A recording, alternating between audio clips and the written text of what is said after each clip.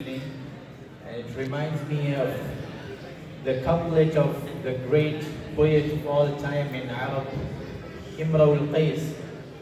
So he was spending his night with his beloved ones in the gathering of his beloved friends. So he did not want to end his night with his friends. So he wanted this night to stay with him forever so that he can spend all of his, rest of the time with his friends. So he said, ألا أيها الليل الطويل على الجلي بصبح وما الإصباح منك بأمثل فيا لك من ليل كأن نجومه بكل مغار الفك شدت بيدهلي. That I never wish that this night would ever end, because I want to spend this night with my beloved ones forever, because I know that my next morning would never be in any way beautiful than this night. So I'm saying the same thing, that this beautiful gathering, beautiful faces, and mashallah, scholars and ulama and respected guests, mashallah. So thank you so much for participating in this event.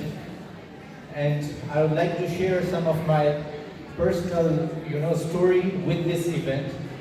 That the first event took place, I think, in the beginning of the November, and I was in Pakistan at that time. So I realized, I felt that I'm missing something. So I went to Pakistan end of October. So when I came back, I was going through all, the program pictures and the speeches, and looking around the pictures of this gathering, Voice of Markham. I think it was somewhere in other community center. So when I came back, I said to the controller, the supervisor of Voice of Markham, it is right that it feels that this is one of the most active WhatsApp group. So Brother Javed Sayyed, who runs that group and controls it and supervises it, so I asked him if we can do another program, Voice of Markham, in our masjid, so that I can be, a participant of that program. So Brother Javed Sayyid, he went to Brother Ihsanullah, and in accordance with the Voice of Markham and in coordination with Islamic Society of Markham, Brother Ihsanullah, we all know, the chair of the board, the executive director of Islamic Society of Markham. So I felt like these both leaders of our community always takes initiative, and they always, appreciate and encourage if any new idea will bring to them, and they appreciate it, they acknowledge it, and if it is possible, they'll try to, implement these ideas. So this event this time, I feel like I am also the active participant or organizer of this event.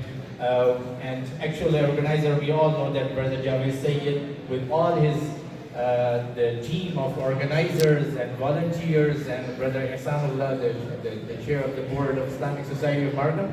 So thank you so much for that. And my dear respected brothers, elders, and sisters, these kind of gatherings are not only important in our worldly perspective, but also important for our spiritual and spiritual benefit, because it strengthens our bond and relationship between and within our society, and it strengthens our community sense. We all know that we came from back homes here, so it feels like this whole community is like our extended family. So if we don't have it here, I spent my whole life, most of my life, in Saudi Arabia. So we all know that over there, those who have spent their life in Saudi Arabia, they know that why the stress level and the anxiety and the pressure, this kind of depression, what we listen every day in our society, that what happened to you? Oh, I'm going through depression, I'm going through distress, I'm going through anxiety. What is this? Because we don't have time with our community in our social activities. That's why because the man needs some social activities. If we are sitting 8 hours a day in front of the screen, so we are not communicating with anyone. So these kind of gatherings strengthen our bonds, and these kind of gatherings, bring community together. It strengthens the brotherhood with each other.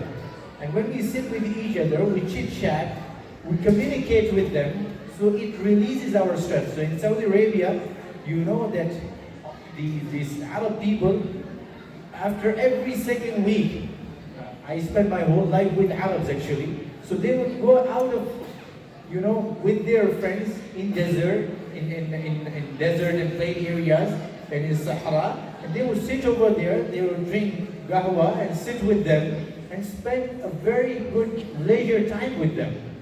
Whereas here, our concern is from the beginning of the day till end is what? Our money, payments of the bill, credit cards, debit cards, our bank accounts, my work, my job. So in this way, when we are spending our time, the stress and anxiety is too much. So these kind of gatherings without any agenda, without any objective, but to sit with our friends, with our community members, with our brothers, it strengthens our bond, it strengthens our relation with each other, and it is one of the great aspect and issue in Islam that we should strengthen that, and we should meet with each other, and sitting with each other, gives us a great vibe, and gives us a great feeling. As if Nabi alayhi salatu wasalam, Allah subhanahu wa ta'ala says in the Quran, إِنَّمَا الْمُؤْمِنُونَ يَخْوَى فَأَصْلِحُوا بَيْنَ أَخَوَيْكُمْ. So what is the meaning of فَأَصْلِحُوا بَيْنَ أَخَوَيْكُمْ? That bring peace in between your brothers. We bring peace in between your brother. فَأَصْلِحُوا بَيْنَ أَخَوَيْكُمْ.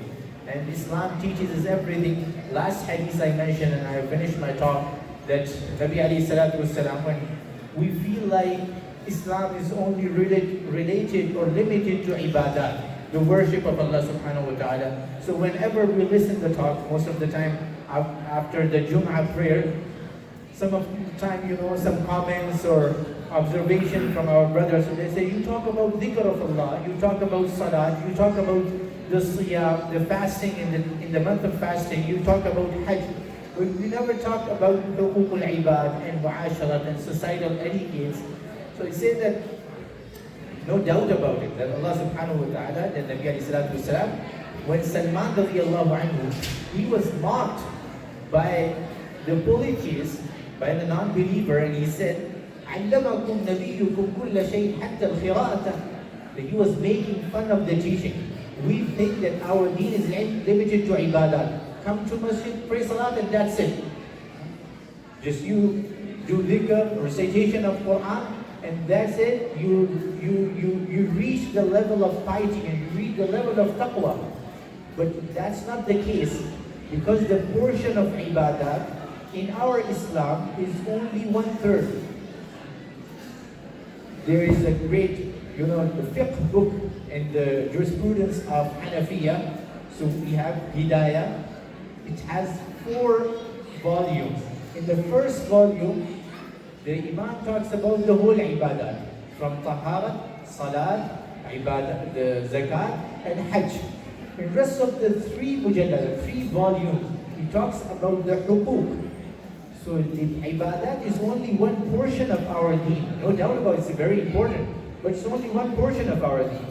So he said, عَلَّمَكُمْ نَبِيُّكُمْ كُلَّ شَيْءٍ حَتَّى الْخِرَاءَةَ. You claim that your Prophet teaches you everything. So do you say that your Prophet teaches you how to enter the washroom and relieve yourself? So the actual translation is not to relieve yourself, the actual translation, how to poop. So actually he was making fun of the teaching of the Prophet ﷺ. So he said, your Prophet teaches you how to sit in the washroom, on the toilet. He teaches you how to relieve yourself. So when he mocked at the teachings of the Prophet ﷺ, Salman radiallahu anhu said, Bala iftikharan. He took pride in that. He said, yes, علمنا نبينا كل شيء حتى القراءة. Our Prophet ﷺ had taught us everything. So he taught us how to enter Baytullah. He taught us how to perform tawaf. He taught us how to perform sa'i bayna as-safa wal marwa, how to perform hajj, how to pray 2 rakat inside the Kaaba. Nabi sallallahu wasallam taught us, and he taught us how to enter the washroom. He taught us how to sit. He taught us how to even take off your pants. Can you imagine? That the first hadith in Sunan Abi Dawood is what? Kitab al-Tahara. That where Nabi alayhi salatu wasalam would go to relieve himself. And how Nabi alayhi salatu wasalam would take off his pants. This is the hadith. So isn't this deen of Islam is something to be learned? So we need to learn these all hadiths of Rasulullah, the whole teaching of the Prophet ﷺ. So there is a teaching related to ibadat and related to our societal etiquettes, our mu'ashara. We need to learn that. And these kind of gathering is always beneficial, not only for our spiritual needs, but also not only for our worldly perspective, but also for our spiritual needs. And for that, alhamdulillah, we have great, guide in our Muslim Islamic Society of Markham in the form of Sheikh Abdul Rashid, who's been working from the very beginning, and Sheikh Mufti Zishan and Sheikh Ibrahim. May Allah subhanahu wa ta'ala grant all of us the tawfiq to strengthen our bonds and our brotherhood and